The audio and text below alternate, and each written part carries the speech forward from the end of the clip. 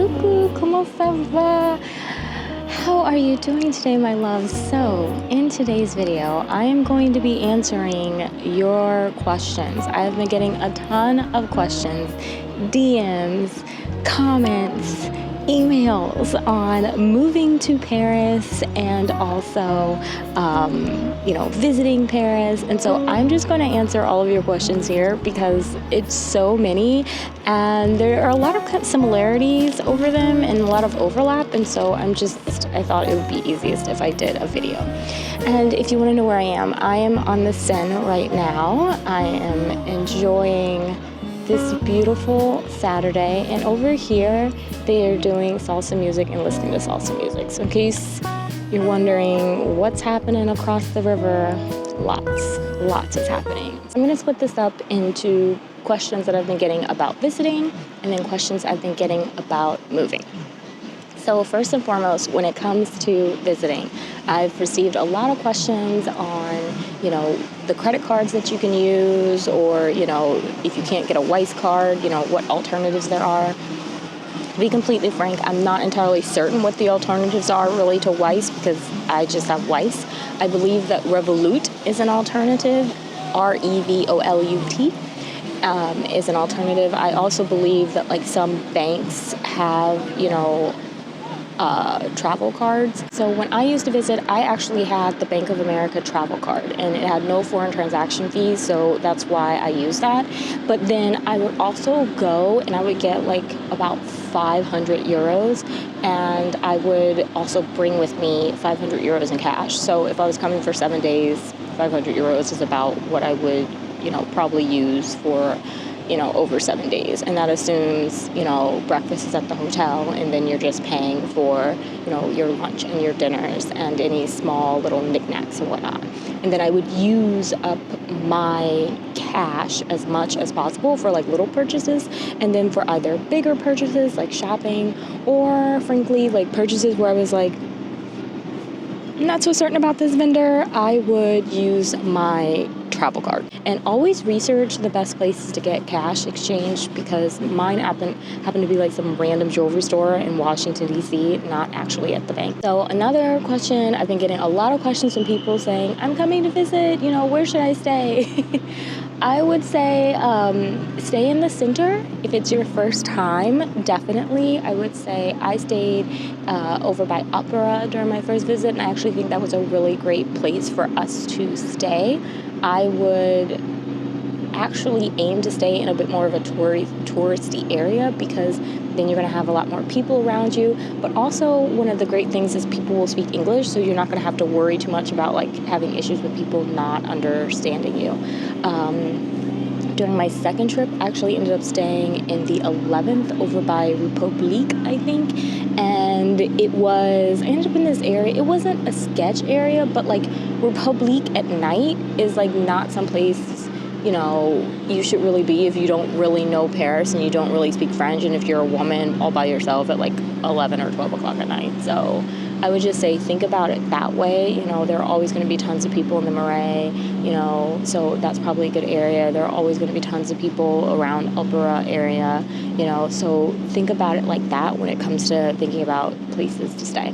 But I would say stay center, think, 9th, think, 3rd, 4th, think 6th, and there's also the 7th, which is quite touristic as well. Another question I'm always getting about coming to Paris visiting, I'm getting a lot of questions from people saying, can you meet me for lunch? Can we meet for coffee?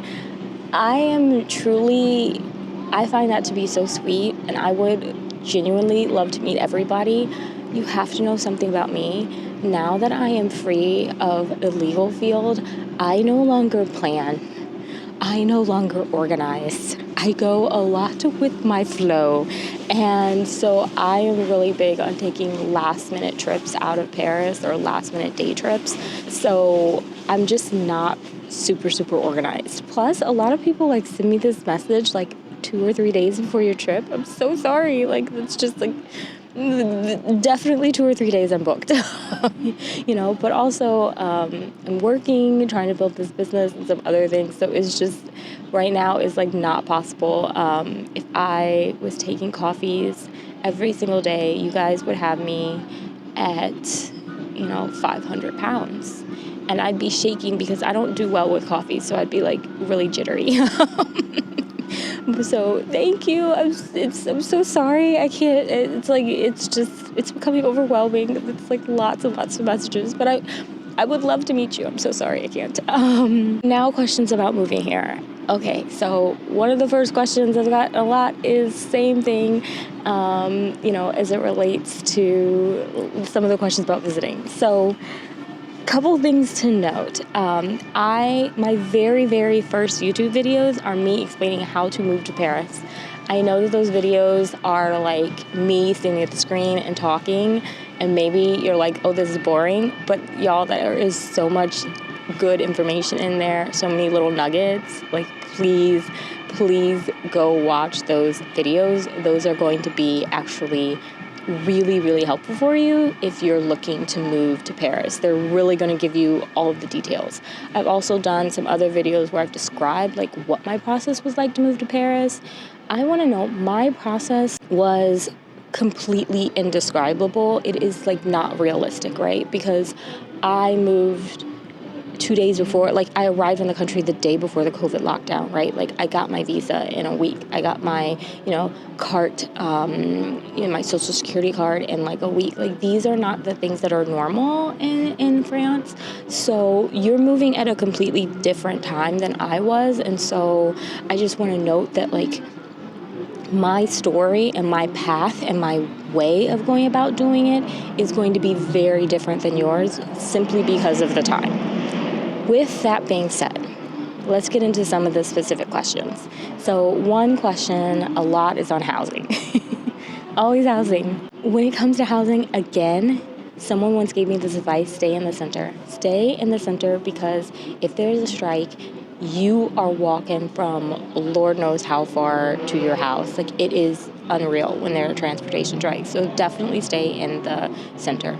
I would actually, in this situation, say to avoid the Marais because the Marais is going to be super expensive. That's where like all the Americans live. So I would say avoid the Marais. Look at like the Third, for example, might be nice. The Sixth, if you can afford it. Also look at like where the 10th and the 11th meet the 4th and the 3rd, because those places will be less expensive. Also, if you look at like, for example, where the 14th meets the 5th, that's going to be a little bit less expensive, and you're still going to be relatively central, even if there is a transportation strike. So think about it that way. I would also note that like the 17th, I think, is a really nice family area, but I do think that that's like the further out of the center you get, the more into real France, like into real Paris you get, and people do not speak English out in like real Paris. So that's basically what I'm trying to tell you. A lot of families also live in the 15th if that's something you're interested in as well. I would say the 16th is just so far away. So really think about that before considering that. If you're younger, you're looking for a bit more hip, you probably are going to want to stay, 10, 11, those sorts of areas. Definitely a bit younger, fresher. If you are a little bit older and you're looking for your like peace and tranquility, 7th, 6, 5, you're going to find it there. I personally am not really a fan of the 1st because it's a big and like commercial area, so it's just not my vibe. The 2nd also might be a good choice as well for you. It just depends on like where you're looking in the 2nd, because the 2nd can border some areas that are like you don't want to be there at night. Most requested question when it comes to housing has been about Adrian Leeds. In the process of finding an apartment. Okay, let me give you my honest but censored thoughts on Adrian Leeds. So I'll just give you some stories, and then you can judge from the stories. So, for example, I really thought that, so when I called to do my initial consultation and I was like with her, she was like, where do you want to stay? And I felt like she was like thinking I was going to say, a very specific area in Paris. And I was like, oh, anywhere. And she was like, oh, okay. So like she couldn't do like a gotcha moment of like, well, that's not possible, right? So I was like, anywhere. She's like, oh, well, in that case, I recommend you staying in like this area that's in it. I was like, okay, sounds good. And then she was like, well, how much do you have to spend? Again, I thought she thought I was about to say like $300 a month or something crazy like that. Like, so she could have like a gotcha moment. And I was like, oh, like basically like $2,000. And there she was like, oh, okay. So she didn't have like, if you see on the show when she does House Hunters International, there are a lot of like gotcha moments where someone's like, I want a 3-bedroom apartment for 400 euros in the Marais, which is like the most expensive area. And she's like, that's not possible. You need that. Like, you have to adjust your expectations, right? And, there's this whole thing. None of that happened with me. So, like, but I could tell she, like, was prepared for it. And so when I, like, came back with, like, things that were, like, reasonable or very open-minded, she was like, oh, okay. Second thing to note about her. So, second story is when I found my apartment and I was about to sign for it, I said to them, I was like, what does this lease say? I don't know what this lease says. My French is not good enough to read this lease. Can you please explain it to me? Like, is this lease normal? Is it standard? Is there stuff in here that's not supposed to be in here? Et cetera, et cetera.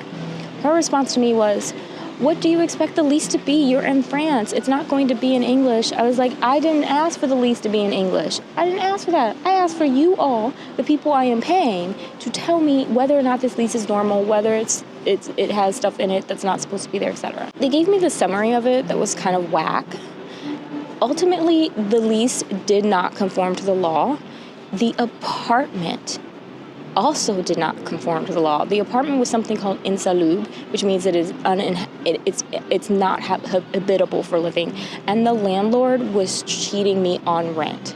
These were all things that Julian, when we first started dating, when he saw my apartment and then he saw the lease, he was like, started pointing out all these issues. My view is that for Adrian Leeds and her company to not know any of those things, and they're supposed to be real estate experts, I was very disappointed with that. Additionally, like, that landlord probably cheated me out of 20,000 euros, right? Like, I'm not talking about it's a small number of money, right? Additionally, it was really expensive. Like, some of you have said, like, is Adrian Leeds expensive? Yes, it's expensive. Here's what I will say. Can you do the process on your own? 100%. You can do the process on your own. But you will need someone who speaks French to help you get through that process, okay?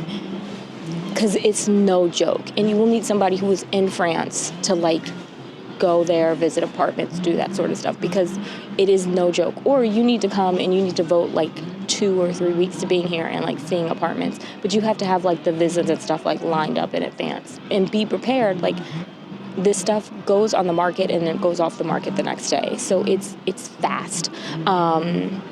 So that's why I say you have to have somebody on the ground. And I think that's what you're really paying for with her, is the fact that you have people on the ground. But it's expensive 100%. 100%. If you have the money, though, would I recommend doing it? And it's your first time looking for an apartment in Paris? Yes, looking for an apartment in Paris is no joke.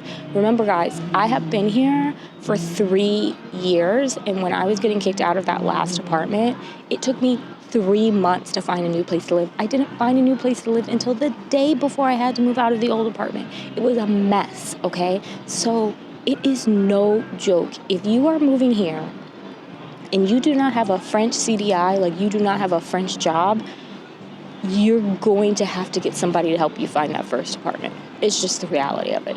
That's what you have to do. Because they care about you having French money. That's it. That's the only thing. They don't want to rent you if you don't have French money. I think those are all the questions I got on housing. Housing is no joke. Housing is going to be your hardest thing. But if you can get it, victory. If you have the funds, I would say come here, rent short term, buy. That is, if I could do it again, that's what I would have done. I would have figured out, after a year, I knew that I wanted to stay in my neighborhood and I wanted to stay in my arrondissement, and I really should have started looking then to find something. But it was COVID and all this stuff. I should have done it immediately, so I would strongly recommend that. Visa. I get a lot of questions on visas. Again, I have a video. Go look at that for more information. I am not a visa expert. I just know how I moved here, and it seems like even that process may have changed a bit, so there. The advice I would give you now that I know now that I did not know, when I did those videos is this. Get the longest visa you possibly can coming out of the United States. Because once you get into this French system where you're trying to renew in the system, these people, it is no joke, it is merciless. Whatever the visa is that you want to have, like long term, get that and keep that, because that's it's going to be easier to renew it once you have it than if you don't. When I say to get the longest visa possible, let me explain what I mean. If you plan to come here and you plan to start a business, apply for that full visa while you are in the U.S. Aim to get it there, because changing your visa once you're here is super, super hard, number one. Number two, it is easier to get approved for your visa, and it's going to happen faster in the U.S. than it's going to happen in France. Once you get into the French system, you're spinning in circles, okay? I am constantly spinning in circles, and I just would strongly recommend that you do whatever you can to minimize, to make it easier on yourself later, like help your future self. So those 1-year tourist visitor visas, yes, you can do that. Yes, that's renewable. But baby, you better plan to stay here for the next 50 years on that visa. Okay. It's going to be rough. It is going to be rough trying to renew that visa, because what happens is once you're here, a lot of times they'll ask to see your visa, and when they do and they see it's only 1 year, they don't want to be bothered with you, because usually the visitor visa is only for 1 year. The thing that makes it so bad is that you don't get it until 6 months before it's about to expire. So then you have to start the process again of renewal within like 2 or 3 months. You're like constantly in a hamster wheel. So I would strongly recommend get the longest possible visa that you can when you leave the U.S. I know a lot of people have asked me about retiring and retirement visa. I don't know anything about that, so I'm sorry. I think it's basically the same requirements as the visitor visa. But again, if it's a 1-year visa, it's a 1-year visa, and that's rough. I'm just telling you, it's so hard. I know I've already kind of answered some questions, but if you have more, remember to leave them in the comments, because I will answer as many as I can kind of within the first 24 hours of the video posting. And if need be, I can do like another follow-up video. If you need recommendations for a visa attorney, if you need recommendations for a French teacher, if you need recommendations for somebody, who is French, who can help you with like the process of looking for an apartment and visiting and stuff, I can give you the name of somebody who does that. Who does that sort of stuff. And so, please just let me know if that's something that you need. I'm happy to give you the appropriate information because it's going to be helpful. I will say, when it comes to visa attorneys, always go with one who is French, because they're always going to be cheaper than the Americans who are doing it here. The Americans who do visa work here charge you absurd prices, like absolutely absurd prices. So just know that. Specifically, if you're looking to get a visitor visa, I do know a law firm that specifically handles that. So let me know. Again, they're French, so let me know. I can give you that information. I'm trying to think of what else. What other questions? I'm blanking. There was one more. Darn it. Well, my memory escapes me at this particular moment, so I'm sorry for those who have asked the last group of questions. Oh, logistics. Just like logistics of getting here. Most important thing is to learn French. So often people say, what's the most important thing I should do before I move to Paris? Learn French. Second most important thing to do is save as much money as you possibly can.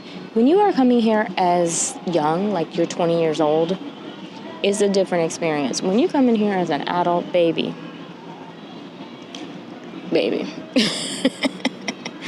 have savings. When I say savings, I mean have enough to live for 2 years on.